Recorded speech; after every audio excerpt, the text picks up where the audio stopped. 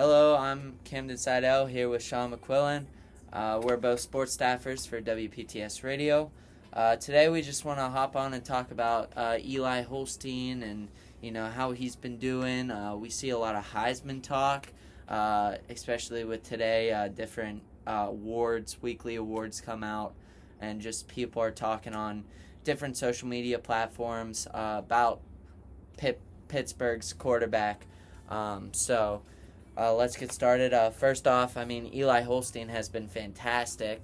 Averaging around 300 plus yards per game, multiple touchdowns. What have you seen in Eli? Yeah, so Eli actually was the first freshman or true freshman quarterback since Andy Van Pelt in 1989 to throw for 300 yards in a game, and he's now done that twice. And doing that twice as a 19-year-old kid is unfathomable compared to other freshmen among the best in the country. I mean, obviously, we're going to talk Heisman, right? And the Heisman is the highest caliber awards. When you are a Heisman winner, you go down in history.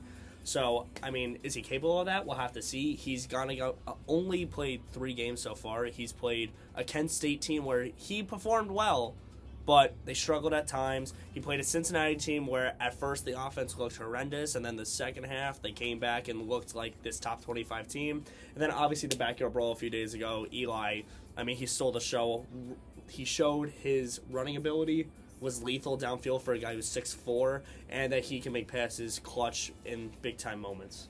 Yeah, and some of the things I said that, he needs to do to get to the higher level and maybe even top 5, top 3 of the Heisman rankings. Currently, I'm seeing him around the 12 mark. But I think for him to, he needs to expand his game more. Yeah. He's really coming in the fourth quarter and showing his full capabilities. We see some big splash plays throughout the game, but really the high, productive scoring is in the fourth quarter when we're down a deficit and we end up coming back and winning. Obviously, we scored big, 50 points against Kent State. More than 50 points against Kent State. 28 points against Cincinnati and 34 points against WVU. So there's a lot of high-scoring games happening here. But we truly don't see that until the fourth quarter. So if he can take what he's doing in the fourth quarter, really controlling the game, really controlling the team, and expand it through the first, second, third quarter, we can even see greater, stats. Because usually this past weekend, for example, we saw Eli, the offense was going for about 222 yards in the first half. And up until the fourth quarter, they only went for 4 yards. Mm-hmm. The offense only moved for 4 yards. Yeah. We didn't see a lot of rushing. Rushing stats happen, a lot of rushing with, Desmond Reed and stuff. But receiving yards were crazy, and, that relies on Eli Holstein. So for the offense to get 222 yards, then move into, 4 yards in the third quarter, and then blow it up in the fourth quarter, I think he needs to take that explosion and just spread it out. Yeah, and obviously, we won't speak for much longer, but Eli is only 19 years old. People have to realize that, we have high hopes for the kid. He's only played 3 games, though. He is yet to go up against actual ACC competition. Obviously, the backyard brawl is step 1 to this big launch of a career and nationwide recognition for Eli. But, there's a fellow quarterback in the ACC by the name of Cam Ward, who is, to most people, the best quarterback in the nation, if not number 2, behind Jackson Dart from Ole Miss, who, by the way, has looked terrific, alongside Quinn Ewers from Texas, where Texas is now the number 1 team in the country. So Eli's going to have a big battle for the Heisman, obviously, and we need to see what Eli is capable of in ACC play in a few weeks when he starts out against North Carolina at North Carolina, which is one of the biggest challenges you can ask for a 19-year-old. Then he gets Syracuse in primetime. He's going to get Clemson and Boston College later on in the year alongside Virginia and Cal. So we're going to have to see how we can match up against those ACC teams. And some would even say that's the weaker end of the ACC, not even the stronger suit, I guess you could say, of the end. So he's going to have some competition, but again, he's only 19 years old. He's still a raw talent. We see glimpses of, wow, this kid's going to be great. And then at sometimes we see, what was that? And that reminds us of last year. So all we can do is wait and see what's going to happen with this kid. I mean, obviously a Bama transfer is unlike anything that the nation has to offer, so we'll see what happens. And I mean, yeah, he's got the flair. We saw him, using his legs to escape the pocket well, get first downs when needed. But he needs to, take those extra steps, and we can see him really competing. You mentioned Quinn Ewers. He went down with an injury this past game, and Arch Manning had himself a game as well. Yeah. So, if, Quinn Ewers is out for a long time, we could see Arch Manning in that talk as well, because he had a great game this past Saturday. Yeah.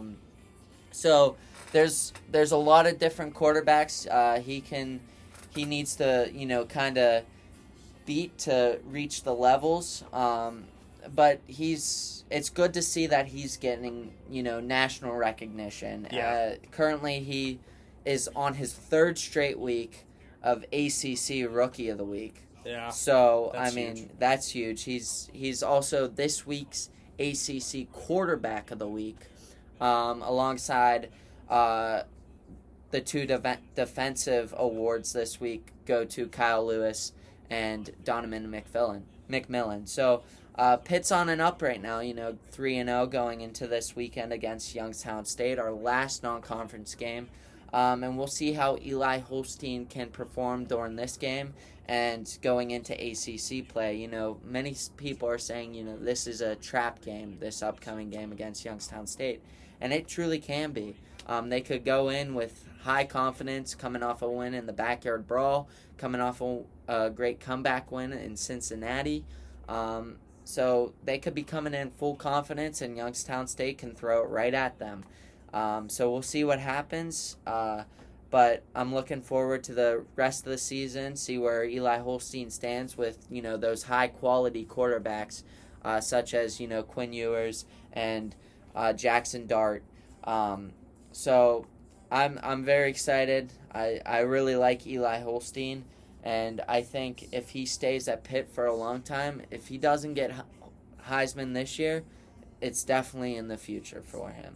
Yeah, and I mean, that's the kind of story of this whole thing, right? That he's still 19, he's got a lot of time to work on his game and stuff. So I'm not expecting any big splashes this year other than proving himself as the starting quarterback for the Pitt Panthers.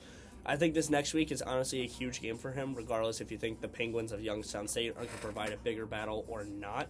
Simply because Eli played Kent State, but didn't get to play the entire game because the team wanted to test either Eli or Nate Yarnell. So we get to see Eli Holstein most likely for the entirety of this game.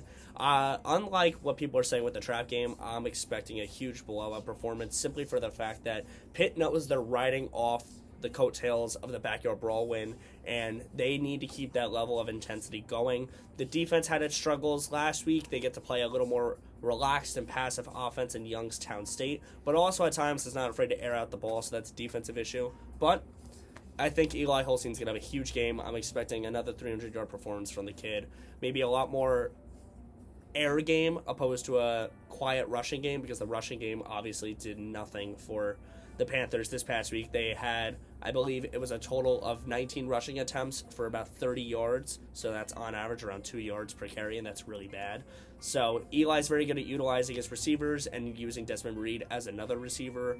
I would like to see Eli use Gavin Bartholomew a lot more. I think that's been really limited for him. I haven't seen a lot of tight end action, and being realistic, the best player on that offense other than Eli Holstein is probably Gavin Bartholomew. So we need to see more. We need to see what both of those are capable of together, because if Eli really wants to have a bigger future, the best quarterbacks in the country love utilizing their tight ends in the end zone, and we haven't really seen that with Eli. So I think that's going to be a big expectation to watch out for this upcoming weekend.